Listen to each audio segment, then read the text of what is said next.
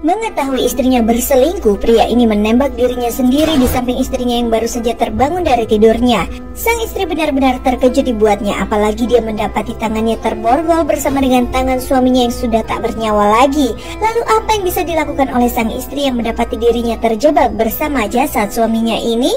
Sebelumnya, Emma adalah seorang wanita cantik yang terjebak dalam pernikahan yang tidak bahagia hingga menyebabkan dia berselingkuh dengan Tom yang tak lain adalah bawahan di tempat suaminya bekerja. Besoknya, sang istri menemukan berkas-berkas terkait dirinya di atas meja suaminya. Bahkan ada data tentang dirinya yang pernah menjadi korban perampokan lengkap dengan pelakunya. Saat suaminya masuk, sang suami berkata pada Emma bahwa dia sudah menyiapkan kejutan ulang tahun pernikahan mereka. Tentu saja Emma menjadi terharu karena suaminya yang tiba-tiba romantis. Di lift, mereka sempat berpapasan dengan Tom.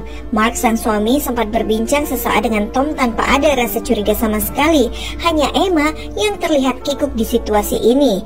Mark dan Emma makan malam romantis di restoran bintang 5. Di sana mereka pun bertukar kado pernikahan, yang mana Mark memberikan istrinya kalung berlian mewah dengan desain khusus, sedangkan Emma memberikan Mark tiket liburan. Tapi Mark menolaknya dengan alasan dia sedang tak ingin pergi kemana-mana. Lalu Mark berkata bahwa dia punya satu lagi hadiah. Emma dan Mark pun akhirnya pergi ke sebuah tempat. Emma ditutup matanya dengan alasan kejutan, tapi Emma merasa tak enak hati hingga akhirnya dia membuka penutup matanya. Ternyata Mark membawa Emma ke villa rumah danau yang jauh dari mana-mana dan hanya dikelilingi salju putih di sekelilingnya. Sampai di sana, Emma sengaja dibiarkan sendirian menemukan sebuah kertas dengan tulisan, "Aku selalu mencintaimu sampai maut memisahkan kita." Hatinya bergetar membaca kata-kata manis itu. Apakah benar-benar suaminya seromantis itu? Ia kemudian melangkah perlahan mengikuti jalur lilin yang tersusun rapi di lantai, mengarahkannya ke sebuah ruangan gelap tempat pencetakan foto. Setiap gambar membangkitkan kembali memori indah yang pernah mereka lalui bersama.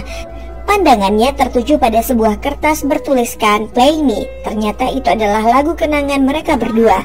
Saat musik mulai mengalun, Emma tidak bisa menahan rasa haru yang menyelimuti hatinya. Ia kembali melangkah, kali ini mengikuti taburan bunga yang membimbingnya menuju ke kamar. Saat pintu dibuka, dia melihat Mark sudah menunggunya di sana, berdiri dengan 2 gelas minuman di tangannya. Tatapan penuh cinta terlukis di wajahnya saat dia memuji kecantikan sang istri. Mark kemudian menatap Emma dalam-dalam dengan suara lembut dan berkata, "Maaf, aku belum bisa menjadi suami yang baik seperti yang kau harapkan." Dan esok paginya Emma terbangun. Mereka masih di rumah danau itu. Mark bertanya, "Bagaimana tidurmu? Apa kau bermimpi indah?" Namun Emma terkejut melihat tangannya sudah terborgol di tangan Mark. Tanpa banyak kata, Mark langsung mengarahkan pistol itu ke kepalanya dan Mark menembak dirinya sendiri. Emma terdiam mencoba memahami kondisi ini. Saat kesadarannya kembali dan dia coba memahami situasi ini, dia langsung menelpon polisi. Tapi ternyata teleponnya tak terhubung. Bagaimana Emma bisa keluar dari sini jika tangannya masih terikat di tangan suaminya yang sudah menjadi mayat? Dia mau menembak borgol ini pun ternyata sudah tak ada peluru di dalamnya. Emma harus melakukan sesuatu. Dengan susah payah dia pun menyeret tubuh suaminya. Di dalam ruang lemari ini ada sebuah gaun pengantin. Dia mengambilnya untuk menyeret Mark. Apa yang akan Emma lakukan untuk bisa keluar dari tempat terpencil tanpa sinyal ini? Dan sesungguhnya apa rencana Mark untuk membalas dendam atas perselingkuhan istrinya ini? Kita lanjut lagi di next part. Di malam anniversary pernikahannya, wanita ini malah mendapatkan kejutan yang tak terduga. Suaminya bunuh diri dengan borgol yang masih mengikat di keduanya. Karena syok, Emma hanya bisa termenung hingga beberapa jam. Dia pun baru sadar bahwa dia harus melakukan sesuatu agar dia tak ikut mati juga. Mencoba menghubungi polisi, namun teleponnya mati. Emma lalu mengambil pistol itu bermaksud untuk menembak borgol itu, tapi nyatanya pistolnya tak berpeluru. Dengan susah payah, dia akhirnya mencoba untuk menyeret jasad suaminya itu. Di lemari dia melihat ada gaun pengantinnya, yang di belakangnya ada sebuah berangkas yang terkunci. Gaun ini digunakan untuk menyeret suaminya agar bisa lebih mudah. Dengan terseok-seok dia menarik Mark yang sudah jadi mayat. Bahkan dia sampai terjatuh dari tangga ini. Dia berguling-guling hingga Mark jatuh di atas tubuhnya. Saat dia menemukan tas miliknya di atas meja, dia tidak menemukan ponsel yang nyatanya sudah diceburkan ke dalam air di dalam vas bunga ini. Berharap ponselnya masih hidup, harapan itu sia-sia. Ponselnya sudah rusak parah. Emma mencoba mencari pisau untuk membuka borgol, tapi nyatanya Mark sudah membereskan semuanya. Jadi kemana lagi Emma harus melepaskan diri? Dengan Dengan melapisi kakinya dengan plastik, Emma menarik suaminya keluar di mana salju sudah sangat tebal. Melawan udara yang dingin, dia pun masuk ke mobil. Dia harus mengangkat tubuh pria ini yang berat agar bisa masuk bersama. Tapi mobilnya nyatanya tak bisa hidup karena Mark sudah mengosongkan bensinnya. Dan dari mobil ini Emma mendengar pesan suara dari Mark. Pria itu berkata salut bahwa Emma bisa sampai sejauh ini. Emma yang dulu hanya seorang fotografer miskin kini sudah berani menyelingkuhi dirinya. Mark berkata, jangan pikir bahwa dia bunuh diri karena perselingkuhan Emma, tapi rasanya jika dia mati tanpa menyusahkan Emma yang sudah berselingkuh darinya membuatnya tak rela. Ya, Mark ternyata sudah merencanakan semuanya. Emma menahan emosi yang tampak sangat memuncak. Emma kembali membawa Mark masuk ke rumah. Dia lalu mencuci wajahnya terlebih dahulu yang sudah berlumuran darah, juga mencoba melepaskan kalung hadiah dari Mark, tapi ternyata kalung ini tak bisa lepas. Emma terus memutar otak untuk bisa memotong tangan Mark supaya bisa lepas. Namun sayangnya, meski dia sudah berusaha keras untuk turun ke gudang, tak ada satupun alat yang tersedia di sana untuk bisa memotong pergelangan tangan Mark.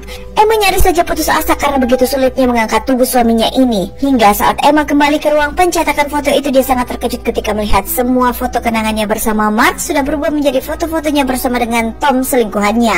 Bahkan dia sempat kaget dengan foto Bobby perampok yang pernah menusuknya. Di sana dia juga diperdengarkan rekaman Emma yang diinterogasi atas kasusnya yang lama. Terdengar kronologis kejadiannya saat kamera Emma diambil, perut Emma ditusuk dengan pisau, lalu Emma menusuk mata pria itu dengan kunci, membuat Emma menjadi sangat trauma. Kemudian dari luar tiba-tiba terdengar suara orang yang datang mengetuk pintu. Ternyata itu adalah Tom sang selingkuhan. Emma lalu bertanya kenapa Tom datang ke sini dan bagaimana bisa sampai ke sini. Nyatanya sebelum meninggal, Mark suaminya mengirimkan pesan untuk Tom dengan menggunakan ponsel Emma. Mark menjebak mereka berdua. Tom menjelaskan bahwa Mark sebenarnya sedang diselidiki masalah hutang perusahaan dan juga penggelapan dana. Lalu tak lama kemudian ada mobil yang datang. Tom berkata, kunci pintu dan apapun yang terjadi jangan pernah membukanya, kecuali aku yang memintanya. Tom menemui pria yang mengaku tukang pipa ini. Agar pria ini pulang, Tom lalu memberikannya uang. Namun nyatanya ada satu orang lagi yang turun dari mobil itu.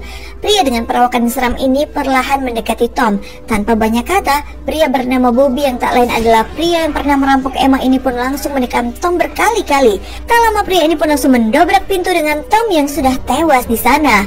Emma langsung bersembunyi di balik dinding. Lalu, mengapa penjahat ini bisa kembali mencari Emma dan apa hubungannya dengan Mark suaminya yang sudah bunuh diri ini? Kita lanjut lagi di next part. Sang istri harus menyeret tubuh suaminya kemana-mana karena tangan mereka yang terborgol. Nyaris saja dia putus asa karena menyadari suaminya telah merencanakan balas dendam atas perselingkuhannya. Setelah Tom, pria selingkuhannya pun dihabisi oleh pria ini, Emma bersembunyi di balik dinding. Untuknya, Bobby si perampok yang diutus mendiang suaminya ini berbalik dan menuju ke atas. Meski sebenarnya dia mengincar kalung berlian yang ada di leher Emma yang dirancang oleh Mark tak bisa dilepaskan. Melihat jejak darah, Jimmy mengikutinya hingga tiba di garasi. Di tempat itu, Emma mencoba melepaskan borgolnya dengan menggunakan jangkar yang ada di sana. Sempat hampir ketahuan, Emma menahan nafasnya. Jimmy langsung lari ketakutan saat melihat mayat Mark di sana. Ia pun bergegas keluar dan memberitahu Bobby. Saat itu Emma berhasil melepaskan ikatannya dan segera bersembunyi. Tak lama kemudian Jimmy kembali bersama dengan Bobby. Ternyata Mark lah yang menyewa dua orang ini untuk merampok berlian di rumah itu. Mereka memeriksa berangkas di atas karena itulah target utama mereka. Sementara Emma menemukan bensin di ruangan ini dan membawanya untuk mengisi mobil yang ada di garasi. Jimmy berkata bahwa berangkas itu hanya bisa dibuka dengan pin dan sidik jari yang mungkin milik Mark atau Emma. Sementara itu Emma berhasil mengisi bensin di mobil. Namun saat seorang datang mengecek garasi, ia sempat bermain petak umpet dan berhasil lolos, lalu menuju ke basement lewat pintu luar.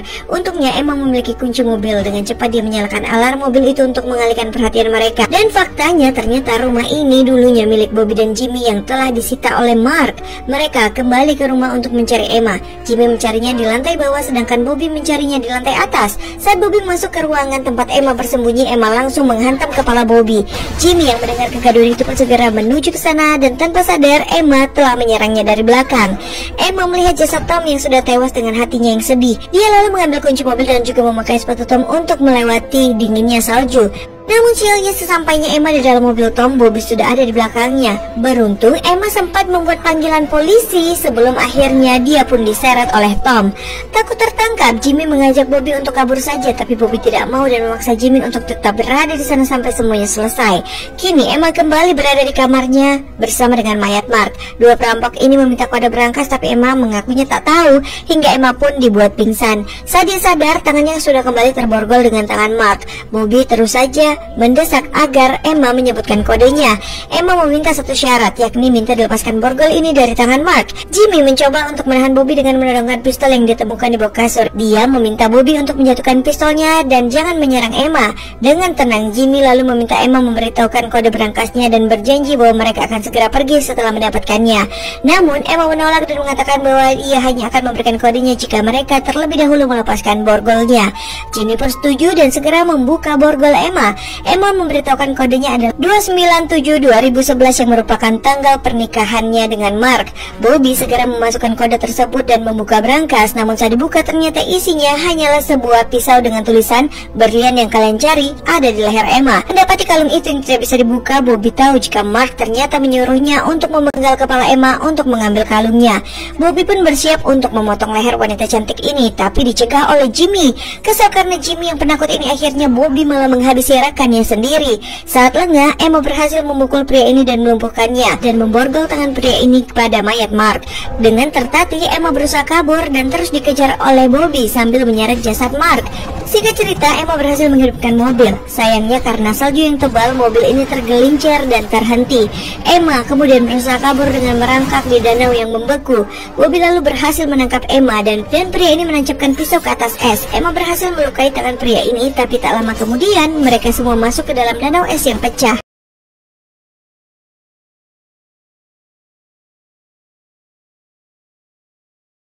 Emma bertarung melawan pria yang ikut menyeretnya tenggelam. Emma berhasil menancapkan pisau tersebut ke mata penjahat ini hingga dia pun bisa terlepas.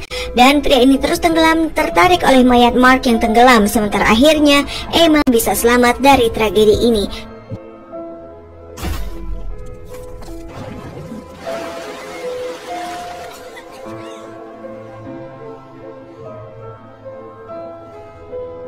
Dan dia pun terbaring lemah di atas es lalu membuang cincin nikahnya. Lalu terdengarlah suara siren polisi yang baru datang. Dan film pun selesai. Sampai jumpa di cerita film seru lainnya. Tekan like dan subscribe. Terima kasih.